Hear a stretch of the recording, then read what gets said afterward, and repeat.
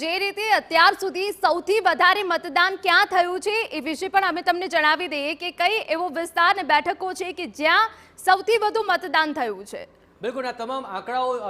જોવાનું મહત્વપૂર્ણ બની રહેશે કારણ કે અલગ અલગ જગ્યાઓ પર જ્યાં સૌથી વધુ મતદાન થયું છે તેની વાત કરીએ। સૌપ્રથમ વલસાડની વાત કરીશું એના કે જ્યાં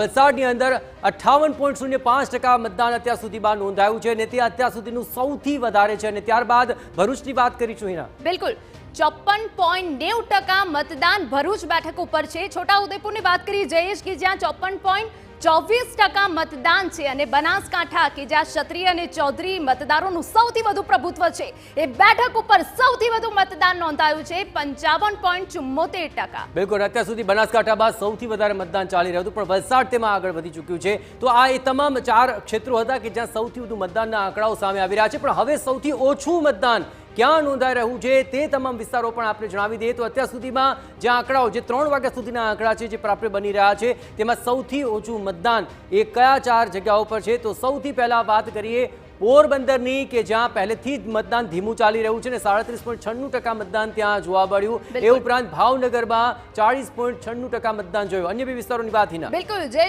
સુરેન્દ્રનગરની વાત કરી કે જ્યાં 40.93% મતદાન નોંધાયું છે ને અમરેલીમાં સૌથી ઓછું 37.82% મતદાન નોંધાયું છે।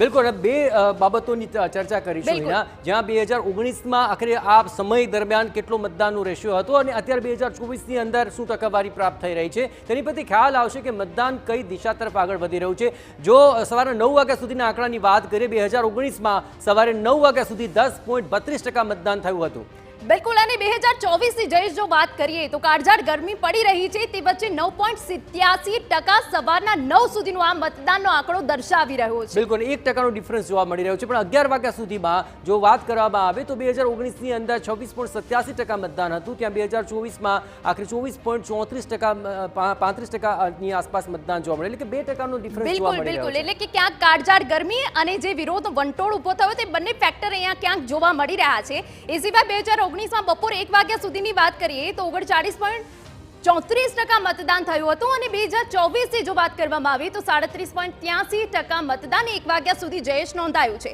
આ 2019 અને 2024 જે આંકડા જયેશ મતદાનના સામે આવી રહ્યા છે બધી બેઠકો ઉપર ઓછું મતદાન સરેરાશ નોંધાયું છે। બિલકુલ 3 વાગ્યા સુધીના જે આંકડા અત્યારે સામે આવી રહ્યા છે જ્યાં 2019માં 50.36% મતદાન હતું ત્યાં 2024માં 47.03% મતદાન જોવા મળી રહ્યું છે પરંતુ 3 વાગ્યા સુધીની અંદર જે આંકડા છે તે સરેરાશ 3% આસપાસ મતદાન ઓછું નોંધાઈ રહ્યું છે એટલે કે ગરમીની ચોક્કસપણે અસર જોવા મળી રહી છે અને આ ગરમી કાળઝાળ ગરમી છે અને તેને લઈને ગરમીથી બચતા પણ લોકો મતદાન મથક સુધી પહોંચતા જોવા મળ્યા પરંતુ સવારના